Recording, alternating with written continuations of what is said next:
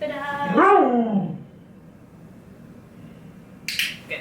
Hi everyone, it's Laura from Doggy U, and today we're going to teach your dog to bow. This is a really fun trick, and I have some really important tips and tricks for you guys when you're teaching this behavior to get it quickly, avoid the common pitfalls of the dog just laying down. We're gonna go ahead and be able to troubleshoot that and fix that today, so stay tuned.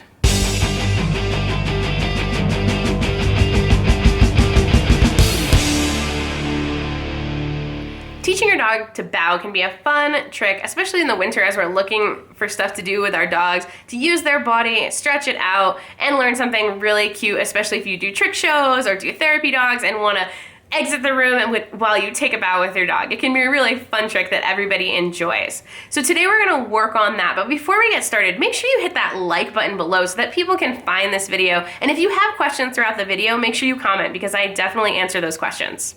Okay, let's get started. Alright everyone, let's get started with teaching our dog to bow. What we're going to need for this is some treats as well as a clicker or your marker word yes. For treats, we want these to be somewhat hard or the soft treats that hold their shape. Chicken is probably not the best choice for this because we want to be able to actually throw the food and have your dog easily be able to pick up that one piece of food instead of cleaning up chicken off the ground because we'd like them to come back and do another rep. So something hard like like Zooks or even your dog's kibble works out really nicely for this trick. When I'm teaching a trick like take a bow, I want to think ahead to what my end cue is going to be. And what I love about the bow is that my cue for bowing looks very similar to what the learning process looks like. So it's an easy transfer for the dog to get the lure out of your hand. We're going to teach the bow today with luring. You can capture it. I did capture it with my other dog, but for most dogs, luring works really well for teaching this behavior quickly and efficiently. So to start with, I have my learner here, and what we're going to work on to start with is just getting a weight shift backwards. Okay, so I'm going to take my cookie, I'm going to put my dog in a stand, and I'm going to essentially press down and back diagonally, click, and reward. Now, you'll notice I'm not rewarding in position for this one, and there's a reason for that, and we'll get to it in a little bit. But to start with, I'm just rewarding that weight shift backwards. Her feet are standing still, she's shifting backwards. I like that. I click for the weight shift, okay? So I'm pushing diagonally back and down, and I'm gonna, as I go, start doing little further down, clicking for a little bit more of that starts to look like a bow behavior. This is also a really nice stretch for your dog. Good. So I'm just kind of starting with that weight shift. I'm not trying to get the full bow. I want to teach the dog, this is what I'm looking for. I'm looking for you to shift your weight backwards. Now there she looked like she wanted to stand for a moment, or to sit for a moment. If she does sit, I'm just going to pull my cookie forward into a stand. You can ask your dog to stand if they already have a stand, but we want to make sure that when they start this, they're standing comfortably. All right, so now I've rewarded several times for the weight shift. So now we're going to move on to starting to get those elbows towards the ground. Now, what makes a bow? When we're thinking about what we're going to be clicking for, ultimately, it's when the elbows hit the ground. So that's what I want to click for, but before we get started with that, once they have that nice weight shift, I want to think about where my food placement is going to be. And the biggest problem that people have when they teach the bow is that the dog does not differentiate between the bow and the down, and your dog chooses to lay down instead, just like that. We don't want that. We want them to anticipate popping forward, and this is the trick to doing that. You want to toss the food forward so that the dog anticipates having to move forward and doesn't want to waste the energy to lay down. Now, a lot of people will put like a foot under the dog, like they'll do this and they'll put a foot here. I don't really care for that method. I think it's more physical than you need to be to get the desired results, basically. And my dog is sensitive. If I start putting my foot under her belly when we start doing this trick, she's probably going to choose not to participate. So I want to do this in a totally force-free way, but still get the desired result of not laying down. So let me show you how you do that. So I put the dog in a stand, I shift the weight backward, wait for the elbows to hit, toss forward. So the click is for the elbows hitting the ground, but the food is tossed forward, okay?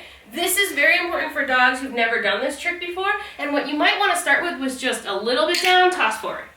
The dog is anticipating movement. They don't want to waste their energy Oh, see there? She almost laid down. That click was a little late. So they don't want to waste their energy with laying down because they know I'm going to toss the food after several reps. So I want to make sure that they want to pop forward and stay in that position. So pushing back, good job. Clicking for almost hitting the ground, toss forward, okay?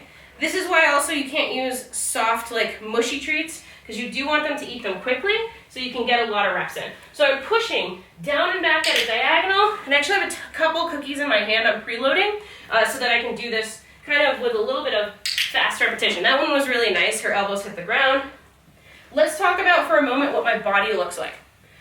When I eventually get rid of the food as a lure for this behavior, I want my body to look the way I'm going to do it in a performance or for your friends or whatever. So I want to have my cue be, that's very nice, girlfriend. I want my cue to be this behavior. Now what I'm going to do is make the pushing of the food look like this behavior. Get it? So what I'm going to do here is I'm going to start doing this when I push my food down and back at the diagonal. So I have her stand, I bow, push, throw forward. Okay? So she's running forward, but my body's already starting to look like what I want the cue to be. Okay? It's a little harder to do while watching the video doing this without looking at my dog. So I'm going to look at her a little bit so that I can participate. She didn't hit her elbows there, so I'm going to start selecting for elbows all the way down. There. See how I caught her right before she laid down there? Good, so push back, elbows, throw. Push back and down, elbows, throw. Good. Push back and down, elbows, throw. Okay, so that's what we're looking for. Once your dog is doing really well with that and you're able to hit the elbows and go forward multiple times, now it's time to add to feeding in position. So to feed in position, I'm going to take a handful of cookies. We're going to work on duration here and push back and down, feed. Did you see her there anticipate me throwing forward? I'm still going to throw out of it when I'm done. Okay, so I'm going to put her back in position. And this is not going to happen all in one session for you guys. Feed, feed, feed, throw. This isn't a one session thing. You're going to work on this over time with her. And then as she gets better and you're feeding in position, if you see her starting to lay down, you're going to throw forward right away to make sure that she doesn't do that. But once you guys are doing really well with this, you fed in position and you're getting some duration on the behavior. Maybe you're taking your hand away, coming back and feeding, free. And you're putting a release word on it. Now it's time to start fading that lure. So now I'm going to do one with the food and then one without the food. But the genius part of this trick is my body's already going to look like what she wants. Do you think she has a preference for behavior? I rewarded a lot of this behavior. So we're going to do one with the cookie. So we do cookie here, click, good. Cookie here, click, free. Good girl. Now I'm going to do one without the cookie. So I'm going to take my fake cookie, put her in a stand. Here, click, get my cookie for her, right? So I'm just feeding that lure, taking a cookie out of my hand. So I'm going to do another one. Nope, we're not doing that right now. So here, I'm going to push back, click, reward. Now I'm going to try and get my hand out of her face, okay? So she should start cueing after reps of this by my body doing this. So, good. So I'm going to do here and see if she, yes, starts going into that bow and reward it. So here, good, goes into the bow, reward it. And now I'm going to start developing more of the behavior that I want without the cookie. And this is over many sessions. We haven't done this in a while because I knew I wanted to take this video. So we haven't practiced it in a while. So this is her learning how to do this as well. And I'm going to start doing, yay, good girl. That's lovely. So I'm going to do that again. So I want it to eventually, oops, there, if that happens, no big deal. Just stand up, reset, no big. Come here, girl. Ready? Here, yes. And I can clean up that she's not going all the way to the ground as I go. And you guys can do the same thing when you're not doing this all in one video session. But she's looking lovely, so I'm gonna do another one with the cookie. Here, reward that, free. Good. And then we're gonna do it again and see if I can, yes, good girl, that's lovely. And again, yes, love it.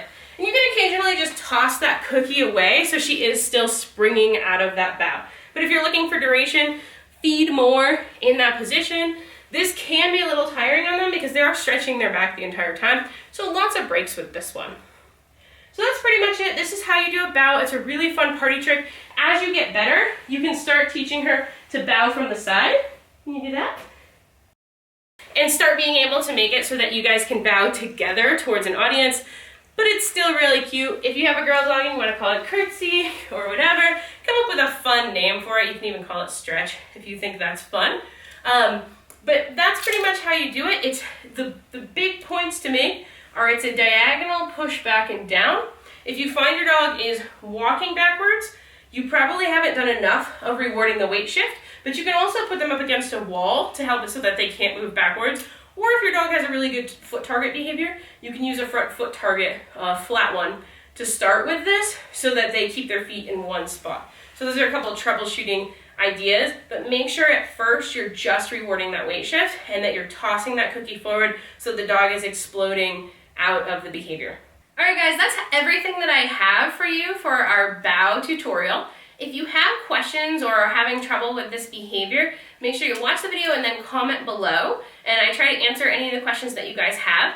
You can also smash that like button. That helps other people find our channel, and I'm trying to grow the channel, so I'd really appreciate it. Make sure you subscribe, hit the bell. That'll let you know when new videos come out. We have new videos every single week, so stay tuned for more episodes. If you have ideas or have certain tricks that you want me to do a tutorial on, make sure you comment that below, and I'll try to incorporate them into the videoing schedule. Thanks guys so much for watching. You guys have a great day, and happy training. Thanks for watching, and stay tuned for our next video. Subscribe now and never miss an episode.